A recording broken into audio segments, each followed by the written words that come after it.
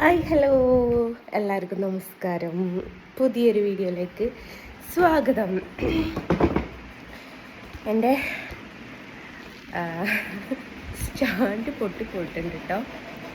അപ്പോൾ ഒരു വഴിയാണ്, ഒരു ഇതിലാണ് ഞാൻ സ്റ്റാൻഡ് വെക്കുന്നത്. ഫാൻ ഇട്ടിട്ട് ഭയങ്കര സൗണ്ട്, അതുകൊണ്ട് ഫാൻ ഓഫാക്കി. അപ്പോൾ ഇന്നത്തെ നമ്മുടെ പരിപാടിയും എന്താ വെച്ചാൽ ചിത്രവര തന്നെ. വേറെ എന്ത് പരിപാടി ഉണ്ടാവാനാണ് യശനെ നമുക്ക്. ഇന്നലെ ചെയ്ത വർക്കാണെങ്കിൽ സ്റ്റാൻഡ് റെഡി അല്ലാത്തതുകൊണ്ടാണ്.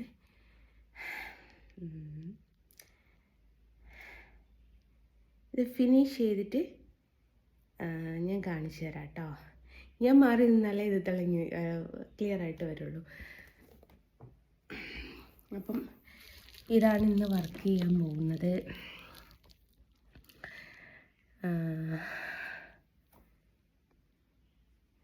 കണ്ടോ, ഒരു നല്ല ഗിൽറ്ററാണ് ഇതിന് ഉള്ളത്. ഭയങ്കര ഒരു തിളക്കം കൂടുതലുള്ള. അപ്പോൾ ഈ ഒരു വർക്ക് ചെയ്യണം. ഇന്ന് ഈവനിങ് തന്നെ കൊടുക്കേണ്ടതാട്ടോ. ഇത് നേരിട്ട് കൊടുക്കേണ്ടതാണ്, കുറ്റിയാടിക്ക് കൊണ്ടുപോകേണ്ടതാണ്. അപ്പം ഞാൻ കൊറിയർ ചെയ്യുന്നില്ല, കുറ്റിയാടിക്ക് നേരിട്ട് കൊടുക്കാമെന്ന് പറയാൻ കാരണം അരുണ് ബസ് പോകുന്നുണ്ടല്ലോ, കുറ്റിയാടിക്കും അല്ല കേട്ടോ, തൊട്ടിൽപ്പാലത്തേക്ക്. അപ്പോൾ അരുണിൻ്റെ കയ്യിൽ കൊടുത്തയക്കണമെന്ന് വിചാരിച്ചതാണ്. അപ്പം ഇന്നലെ എൻ്റെ സമയക്കുറവ് കൊണ്ട് എനിക്ക് ഇത് വരച്ച് ഫിനിഷ് ചെയ്യാൻ പറ്റിയില്ല. ഇപ്പം ജസ്റ്റ് വരച്ച് ഫിനിഷ് ചെയ്യും, അത്രേ പണിയുള്ളൂ. ഒരു 3-4 മണിക്കൂർ കണ്ടിന്യൂസ് ആയിട്ട് ഇരുന്നാൽ തീരാവുന്ന വർക്കേ ഉള്ളൂ. അപ്പോൾ തൊട്ടിൽപ്പാൽ എത്തിക്കണം. അപ്പം അവന് പുലർച്ചെ 5 മണിക്ക് പോവും, തിരിച്ച് 9 മണി 10 മണിയൊക്കെ ആകുമ്പോൾ എത്തുക. അവിടെ ഒരു തൊട്ടിൽപ്പാലം ഒരു ഷോപ്പ് കൊടുക്കാനാണ് പറഞ്ഞത്. എന്നിട്ട് ആ ഷോപ്പ് അടച്ച് പോയാലോ എന്ന് പേടിച്ചിട്ട്, അപ്പോൾ ചിലപ്പോൾ ഞാനിതൊന്ന് ഫിനിഷ് ചെയ്തിട്ട് ഈവനിങ് ഞാനായിട്ട് ബസ് കയറാൻ വിചാരിച്ചിട്ടുണ്ട്. എനിക്ക് തന്നെ നേരിട്ട് കൊടുക്കാമല്ലോ. ഏതെങ്കിലും കമ്പനിക്കാരുടെ ബസ് ഉണ്ടെങ്കിൽ കേട്ടോ. കാരണം ഈവനിങ് ഒന്നാമതെന്ന് വെച്ചാൽ തിരക്കായിരിക്കും. പിന്നെയെന്ന് വെച്ചാൽ കുറ്റിയാടിക്ക് 1 മണിക്കൂർ യാത്രയുണ്ട്. അപ്പോൾ കമ്പനിക്കാരെങ്കിലും ആണ് ബസ്സിലെങ്കിൽ ഞാൻ അവരോട് പോന്നിട്ട് നമ്മളെ കുത്തിന്ന് കഥ പറഞ്ഞ് അങ്ങ് പോയിക്കോളും. പിന്നെ ഫോട്ടോയും സേഫായിട്ട് അവർ ഡ്രൈവർ സീറ്റിൻ്റെ സൈഡിൽ എവിടെയെങ്കിലും വെക്കും, തിരക്കായിരിക്കുമല്ലോ. പിന്നെ തിരിച്ചിങ്ങോട്ട് ബസ്സില്ലെങ്കിൽ അവരാരെങ്കിലും ആക്കിത്തരും, അല്ലേ അരുണിൻ്റെ കൂടെ തിരിച്ചിങ്ങ് പോരണം. അപ്പോൾ അതൊക്കെ ചെയ്യണമെന്നുണ്ടെങ്കിൽ ഇതാദ്യം ഫിനിഷ് ചെയ്യണം. ഇത് ഫിനിഷ് ചെയ്തിട്ട് വേണം എൻ്റെ കുഞ്ഞുങ്ങൾക്ക് എന്തെങ്കിലും ഫുഡ് ഉണ്ടാക്കി വെക്കാൻ. എന്നിട്ട് വേണം എനിക്ക് പോകാൻ വേണ്ടിയിട്ട്. ഇപ്പം സമയം 1 മണിയായി. എല്ലാം കൂടി നടക്കുമെന്ന് ചോദിച്ചാൽ നടത്തും. ഞാൻ നടത്തായി ഒന്നുമില്ല. ഫുഡ് പിന്നെ ഗ്യാസുമേലായതുകൊണ്ട് 3 അടുപ്പും ഉണ്ട്. ഷടപടേ എന്ന് പറഞ്ഞ് വെക്കാം. പക്ഷെ അതല്ല, ഇത് തീർക്കേണ്ട ഒരു കാര്യം. ഇതുവരെ ഞാൻ കിടക്കുകയൊക്കെ ചെയ്തതാണ്. കാരണം ഇന്നലെ ഇതിൻ്റെ വർക്കൊക്കെ കഴിഞ്ഞു, കുറച്ച് പരിപാടിയൊക്കെ ഉണ്ടായി. അപ്പം കുറച്ച് ലേറ്റായിട്ടാണ് കിടന്നത്. അപ്പം ഇന്നിപ്പം ഇത് ഫിനിഷ് ചെയ്യുക. ജസ്റ്റ് ഞാൻ പറഞ്ഞല്ലോ, ആദ്യം ഒരു 2 മണിക്കൂർ ഇരുന്ന് അതൊന്ന് റെസ്റ്റ് ചെയ്യാൻ വെച്ച ഒരു മണിക്കൂർ, 3 മണിക്കൂർ മാക്സിമം ഞാൻ ഇരുന്നാൽ മതി. അപ്പോൾ ഫോട്ടോ ഫിനിഷായി വരും. അത്രയേ ഉള്ളൂ സംഭവം. ഞാൻ ഇന്നലെ ഇതിൻ്റെ വീഡിയോ ഇട്ട സമയത്ത് ഇതിൻ്റെ ആൾ എനിക്ക് ഒരു മെസ്സേജ് അയച്ചു, എനിക്ക് സ്പെഷ്യൽ 3D മതി കേട്ടോ എന്ന് പറഞ്ഞ്. ഞാൻ പറഞ്ഞത് നിങ്ങൾക്കുള്ള ഫോട്ടോ തന്നെയാണ്, അത് അവർക്കറിയില്ല, അത് അവർക്കുള്ള ഫോട്ടോ തന്നെയാണ് എന്നുള്ളത്. ഞാൻ അവരോട് ഏകദേശം ഫോട്ടോ തീരാനായിട്ടുണ്ടെന്ന് പറഞ്ഞു. അപ്പോൾ എനിക്ക് എൻ്റെ ഒരു അഭിപ്രായത്തിൽ തീരാനായി. പക്ഷെ പുറത്തുള്ള ഒരാൾക്ക് കണ്ടാൽ ഇത് തീരാനായി എന്ന് പറയാൻ പറ്റിയില്ല കേട്ടോ. അപ്പം അങ്ങനെയാണ്. അപ്പോൾ ഇത് വർക്ക് ചെയ്ത് തീർക്കണം. പിന്നെ വേറൊരു കാര്യം, ഇന്നലെ ഞാനൊരു വീഡിയോ പോസ്റ്റ് ചെയ്തിട്ടുണ്ടായിരുന്നല്ലോ. എനിക്ക് ആരോടും ശത്രുതയും കാര്യങ്ങളൊന്നും കാണിക്കണം എന്നൊന്നുമില്ല. പക്ഷേ നമ്മളോട് ഇങ്ങോട്ട് പെരുമാറുന്നത് എങ്ങനെയോ അങ്ങോട്ടേ നമുക്ക് അങ്ങനെ കൊടുക്കാൻ പറ്റുള്ളൂ.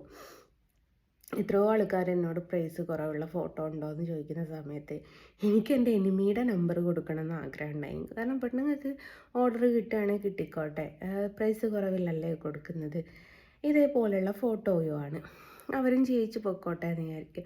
പക്ഷെ നമ്മൾ വേണ്ട, ഇങ്ങനെ പിന്മാറി അവരെ സപ്പോർട്ട് ചെയ്ത് വരുന്ന ഒരു രീതിയിലേക്ക് വരുന്നതിന് അനുസരിച്ച് അവർ തിരിച്ച് അങ്ങനെയല്ല നമ്മളടുത്ത് പെരുമാറുന്നത്. പിന്നെ നമ്മളെന്തിനാണ് വെറുതെ അങ്ങോട്ട് പോയിട്ട് തോട്ടിയിട്ട് കൊടുക്കുന്നത് എന്നുള്ളൊരവസ്ഥ ആയതുകൊണ്ടാണ് കേട്ടോ. അപ്പോൾ ഇന്നലെ ആ ലേഡി ഒരു വീഡിയോ ഇട്ടിട്ടുണ്ടല്ലോ, ഉണ്ണിക്കണ്ണനെ ചേർത്ത് പിടിച്ച ആൾക്കാർക്കും നഷ്ടങ്ങൾ ഉണ്ടായിട്ടില്ല എന്നുള്ളത്. അപ്പോൾ ഞാൻ ചോദിച്ചിട്ടുണ്ടായിരുന്നല്ലോ, എന്നിട്ട് എന്തേ 45 വയസ്സായിട്ടും നിങ്ങൾക്കൊരു കുഞ്ഞിക്കാല് കാണാനുള്ള ഒരു അവസരം കിട്ടാതെ പോയത്.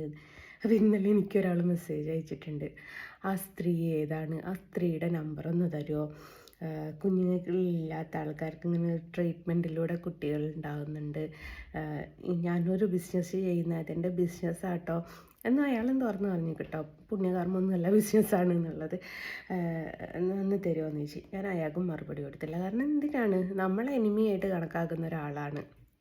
പിന്നെ എനിക്ക് ആ ആളോട് വേറൊരു കാര്യത്തോടും ചോദിക്കാനുള്ളത്, കണ്ണനെ ചേർത്ത് പിടിച്ച ആൾക്കാർക്കും സങ്കടം വന്നിട്ടില്ലെങ്കിൽ എന്തുകൊണ്ടാണ് പൂന്താനത്തിൻ്റെ കുഞ്ഞിന് അങ്ങനൊരു സംഭവം സംഭവിച്ചത്, പൂന്താനത്തിന് ഇത്രമേൽ പരീക്ഷണങ്ങളുണ്ടായത്.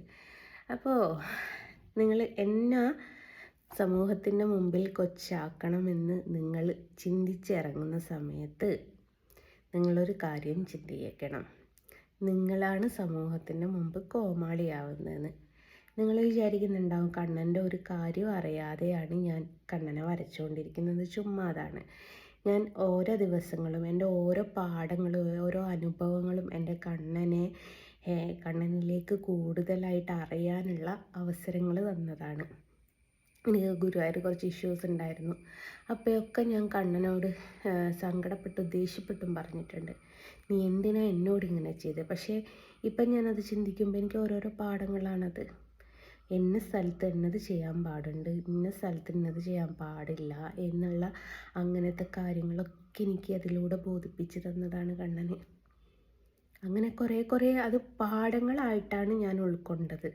കണ്ണൻ്റെ ലീലാവിലാസങ്ങൾ എന്ന് കേട്ടിട്ടില്ലേ, അതേപോലെ കണ്ണൻ്റെ ഓരോരോ അനുഭവങ്ങൾ, കണ്ണനെ ഓരോ ദിവസം കഴിയും തോറും കണ്ണനെക്കുറിച്ച് അറിയാനുള്ള ആകാംക്ഷ, അല്ലേ കണ്ണനെക്കുറിച്ച് എനിക്ക് മിനിമം ഒരു 10 പേരെങ്കിലും എന്തെങ്കിലും കണ്ണനെ കുറിച്ച് എനിക്ക് അയച്ചു തരും. ഒന്നുമില്ല 10 ഫോട്ടോസെങ്കിലും അയച്ചു തരും. ദിവസം ഒരു 10-25 ഫോട്ടോ അയച്ചിരുന്ന ഒരു ചേട്ടനുണ്ട്. ഡെയിലി എന്നോടൊരു ഫോട്ടോ ഏൽപ്പിച്ചതാണ്. 2000 രൂപ അഡ്വാൻസ് നിന്നേക്ക് ഇതുവരെ ഫോട്ടോ മേടിച്ചിട്ടില്ല. അവർക്ക് സമയമായില്ല, കുറച്ചുകൂടെ കഴിയട്ടെ എന്നിട്ട് മേടിക്കാമെന്ന് പറഞ്ഞതാണ്. അപ്പോൾ ഡെയിലി എനിക്കിങ്ങനെ ഫോട്ടോ അയച്ചു തരും. എൻ്റെ ഫോണിൽ ഏതായാലും സേവ് ആവാത്തതുകൊണ്ട് ഞാൻ പിന്നെ ഒന്നും പറയാറില്ല. ചിലതൊക്കെ ഞാൻ നോക്കും, ചിലത് ഞാൻ നോക്കാറേ ഇല്ല. ഉള്ളത് പറയുന്നതിനെന്താ. അപ്പോൾ ചിലരുടെ വിചാരം എനിക്ക് കണ്ണനെക്കുറിച്ച് ഒന്നും അറിയില്ല എന്നാണ്. ഒന്നും അറിയില്ലായിരുന്നു കേട്ടോ ഒരു കാലത്ത്. പക്ഷെ ഇപ്പം അറിഞ്ഞു വരുന്നുണ്ട്. ഞാൻ എന്താ പറയുക, കണ്ണനെക്കുറിച്ച് എനിക്ക് പറയാനുള്ള ഒറ്റ കാര്യമുള്ളൂ. കണ്ണനെന്ന് പറയുന്നത് ഞാനൊരു നെല്ലിക്കയുടെ രൂപത്തിലേ ഉപമിക്കും, സത്യം. കാരണം നെല്ലിക്ക എന്താണോ അതാണ്. എന്നോടിപ്പോൾ കണ്ണൻ എന്താണെന്ന് ചോദിച്ചാൽ ഒരു ഉപമ പറയാൻ പറഞ്ഞു, ഞാൻ നെല്ലിക്ക പറയും. ആദ്യം കഴിക്കും പിന്നെ മധുരിക്കും എന്നല്ലേ നമ്മൾ നെല്ലിക്കയെക്കുറിച്ച് എപ്പോഴും പറയാറ്. അതേപോലെയാണ്. ആദ്യം കുറേ പരീക്ഷണങ്ങൾ തരും, എന്നിട്ടോ അങ്ങ് ചേർത്തങ്ങ് പിടിച്ചേക്കും. അതല്ലേ നമുക്ക് നെല്ലിക്ക കഴിച്ചാലും കിട്ടുന്ന ഒരു ഫീല്. ആദ്യം ഭയങ്കര കയ്പ്പല്ലേ, പിന്നീട് ഓരോ ഉമിനീരിറക്കുമ്പോൾ അതിൻ്റെ ഒരു മധുരം വല്ലാത്തൊരു മധുരം തന്നെയാണ്.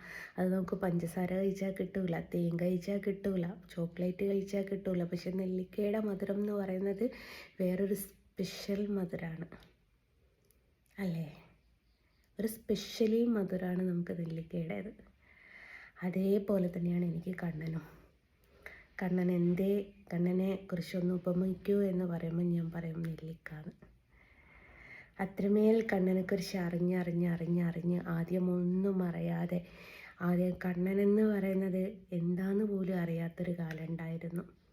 ഇന്ന് കണ്ണൻ എന്താണെന്ന് അറിയാം, കണ്ണൻ്റെ അവതാരങ്ങൾ ഏതൊക്കെയാണെന്ന് അറിഞ്ഞും പഠിച്ചും വരുന്നുണ്ട്. അത് എനിക്ക് എവിടെയും കണ്ണനെക്കുറിച്ച് ചോദിക്കുമ്പോൾ തല താഴ്ന്നു നിന്ന് പോവരുത് എന്നുള്ള ആഗ്രഹമുള്ളത് കൊണ്ടാണ് താഴ്ന്നു നിന്ന് പോയിട്ടുണ്ട് പലരുടെയും മുമ്പിൽ.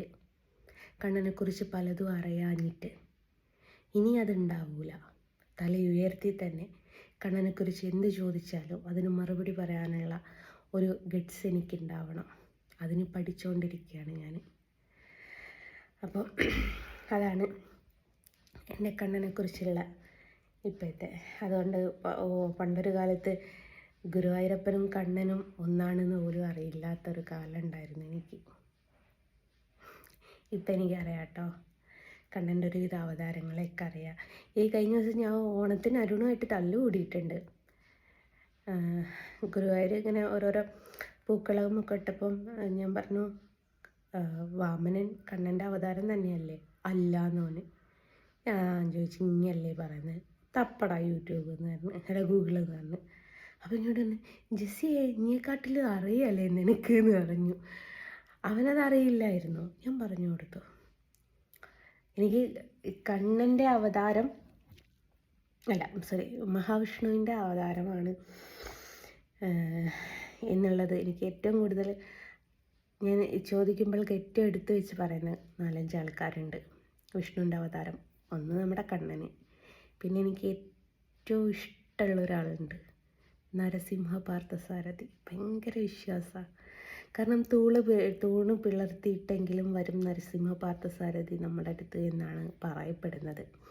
അപ്പം എന്നിലുള്ള സത്യത്തെ തൂണ് പിളർത്തിയിട്ടെങ്കിലും നരസിംഹ പാർത്ഥസാരഥി മുമ്പോട്ട് കൊണ്ടുവരുന്ന ഒരു വിശ്വാസം ഒരു കാലത്ത് എനിക്കുണ്ടായിരുന്നത് ഇപ്പോഴും ഉണ്ട് കേട്ടോ. അതങ്ങനെ. പിന്നെയെന്ന് വെച്ചാൽ എനിക്കിഷ്ടമുള്ള ഒരാളുണ്ട്. ആരായിരിക്കും? ആരാന്നുള്ളത് കമൻറ്റ് ചെയ്യാൻ പറ്റുമോ? അത് നിങ്ങൾക്ക് ഒരു ക്വസ്റ്റ്യൻ മാർക്ക് ആവട്ടെ, കമൻറ്റ് ഇട്ട് വയ്ക്കേ. അപ്പം അങ്ങനെയാണ്.